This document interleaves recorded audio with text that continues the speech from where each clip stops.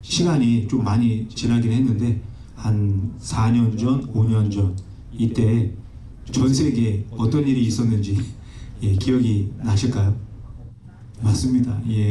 코비드 바이러스가 전 세계에 다 퍼지는 정말 엄청난 재난이 그 당시에 있었습니다. 근데 시간이 이렇게 지나고 나니까 너무나 옛날 일 같은 그런 생각이 들기도 하는데요.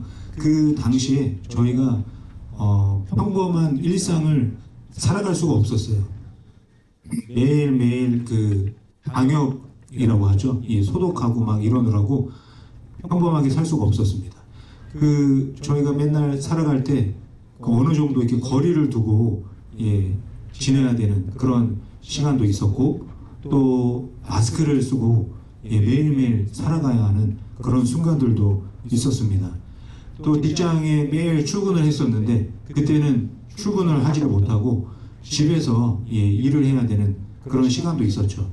학교 다니는 우리 학생들도 학교에서 수업을 못하고 집에서 온라인으로 수업을 했습니다.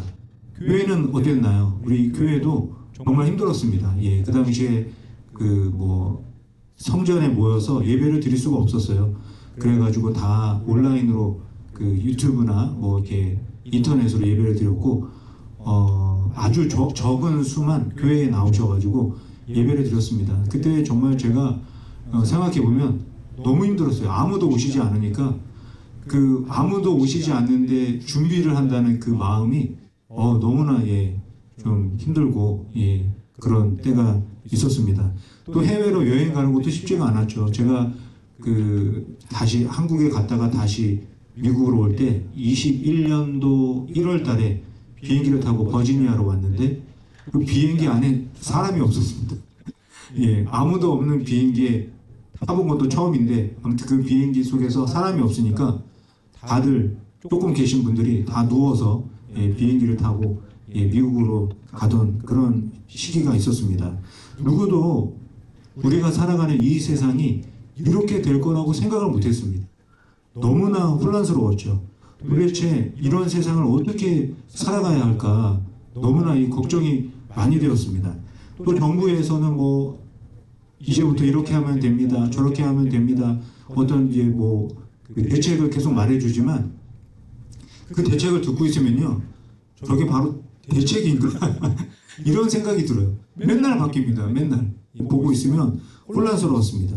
이 시기에, 이 어려운 순간에 내가 까딱 잘못하면 나도 코비드 바이러스에 걸려서 큰 병에 걸려서 힘들고 어려운 시간을 보내는 것이 아닌가, 이런 또 두려운 마음이 또 많은 분들에게 있었습니다.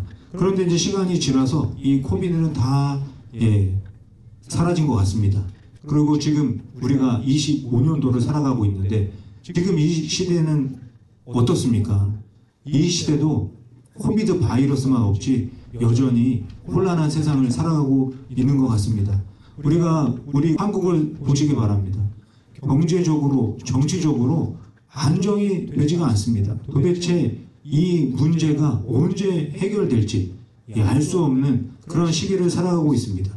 그리고 세계 1등 국가라고 하는 이 미국도 마찬가지죠.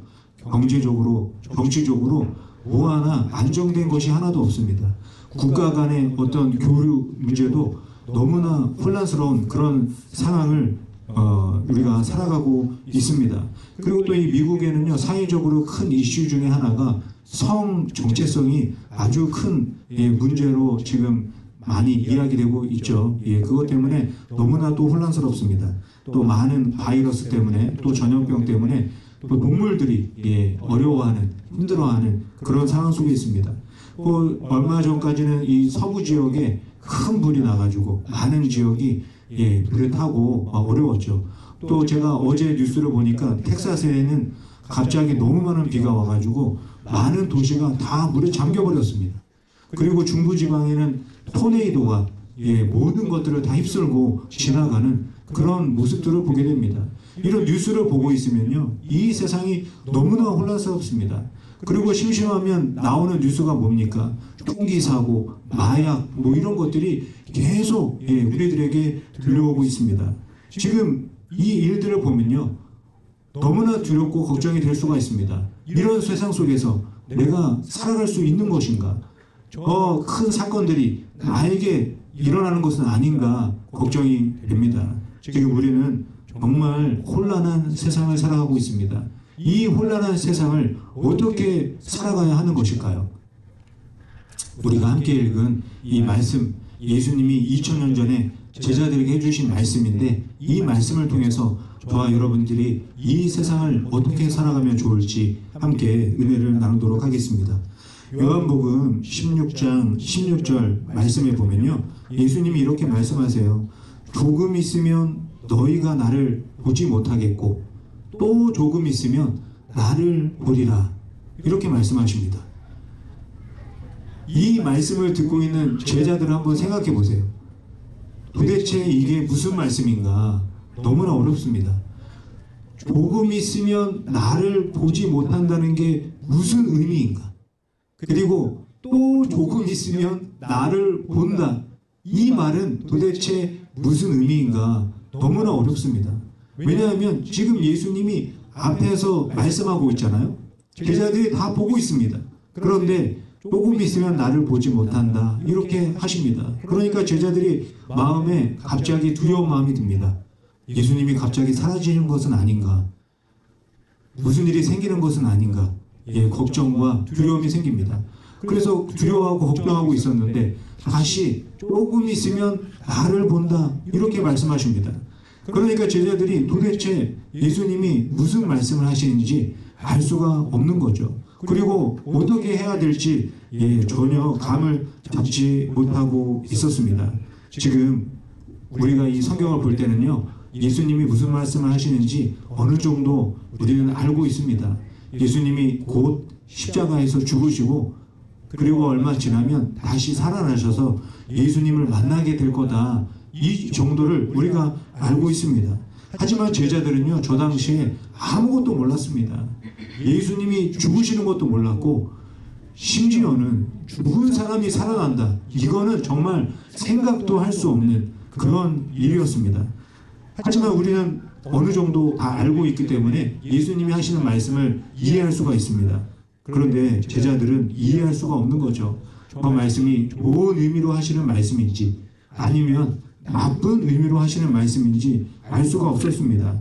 예수님의 이 말씀을 듣고서 이해하지 못하는 이 제자들은 예수님이 들리지 않을 정도로 서로 이야기를 나눕니다. 예수님이 도대체 뭐라고 하는 거야? 너는 알아? 이렇게 서로 물어봅니다. 그래도 알겠습니까? 아무도 몰랐습니다. 도대체 이 말씀이 어떤 의미인지 알지를 못했습니다. 이런 제자들의 마음을 예수님이 아셨습니다. 그래서 예수님이 요한복음 16장 19절에서 말씀을 하시죠.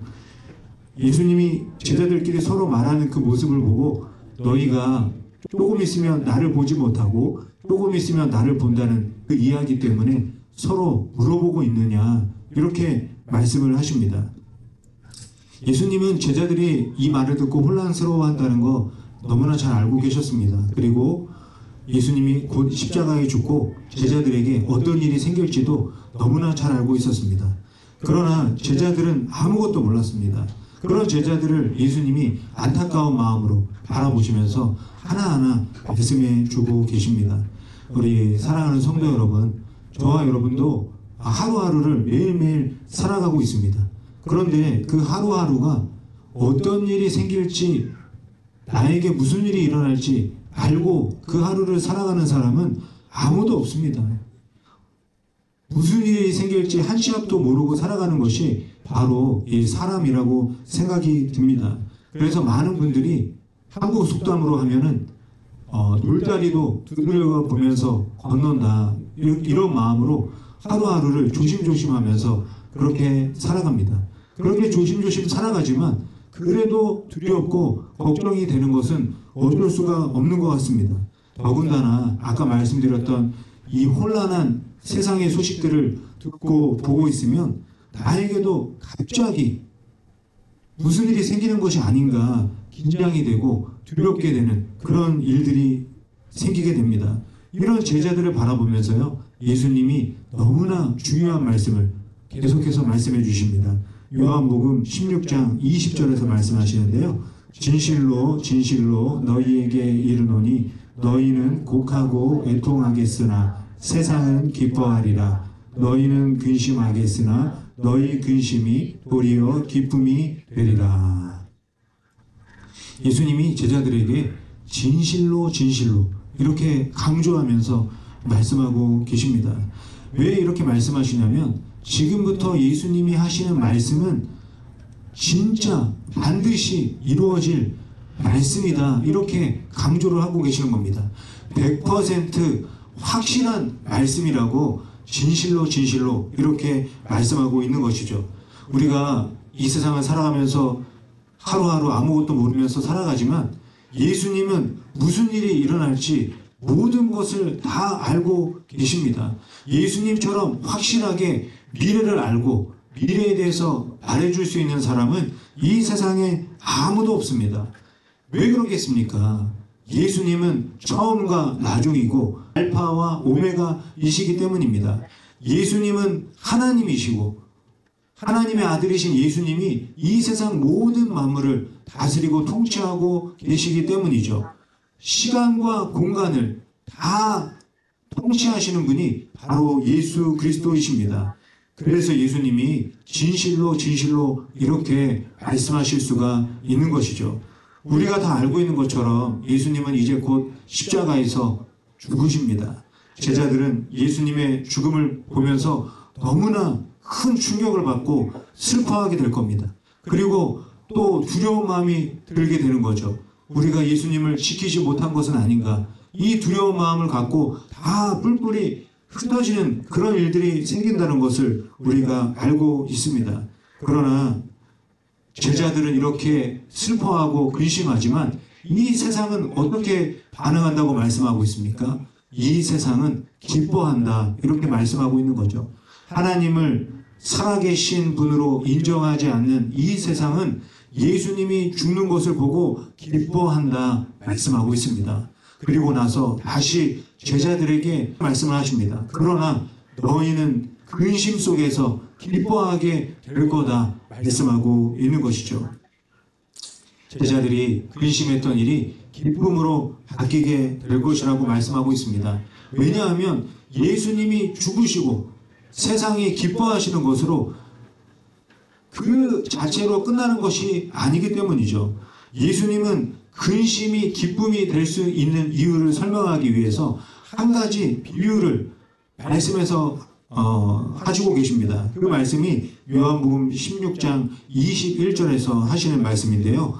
여자가 해산하게 되면 그때가 이르렀으므로 근심하나 아기를 낳으면 사람 난 기쁨으로 말미암아 그 고통을 다시 기억하지 아니하리라. 예수님이 말씀하고 있습니다. 이 산모가 아기를 낳을 때 그 고통이 정말 어마어마하다고 합니다. 예, 제가 어떻게 알겠습니까?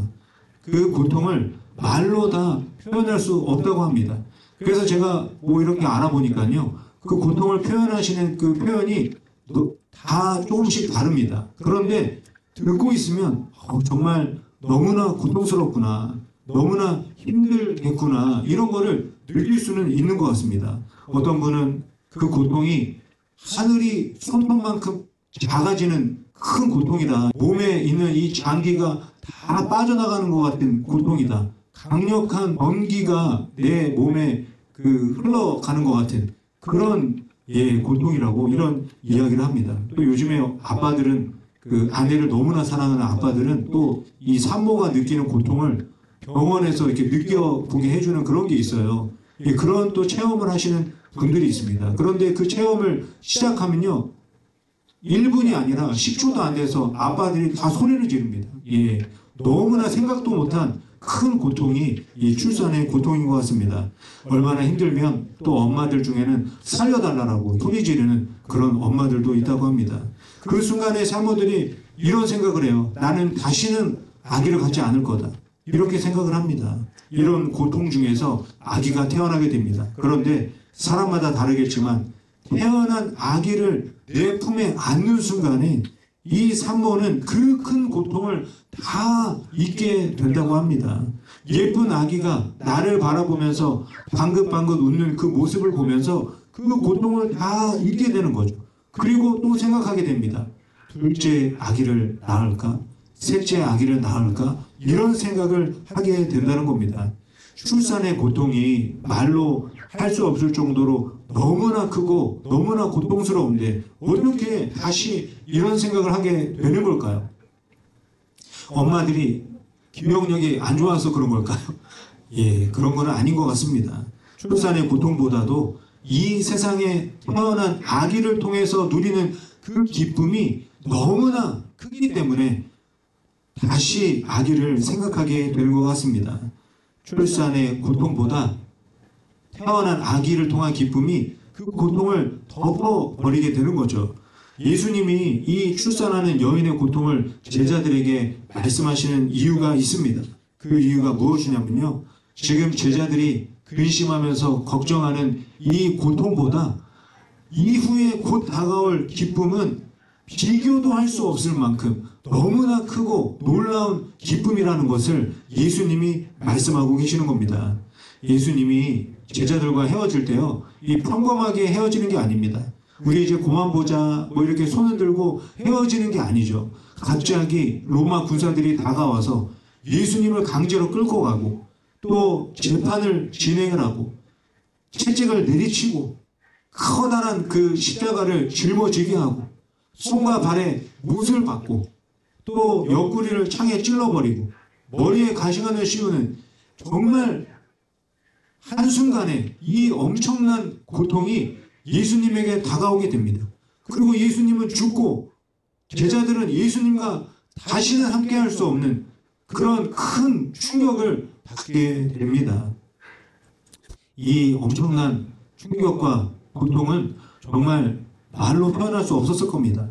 제가 어느 존스 홉킨스에서 발표한 어느 스트레스 지수라고 하나요?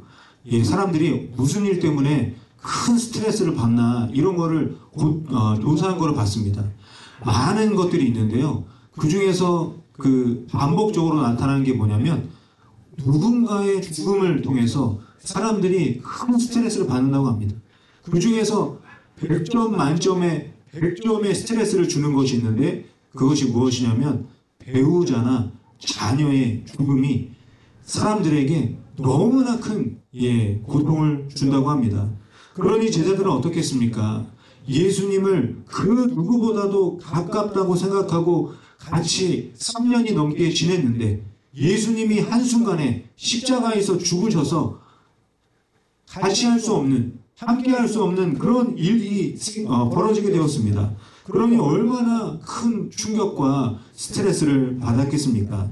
그래서 예수님이 나중에 일어날 일들을 알고 제자들에게 오늘 말씀에서 미리 말씀하는 겁니다.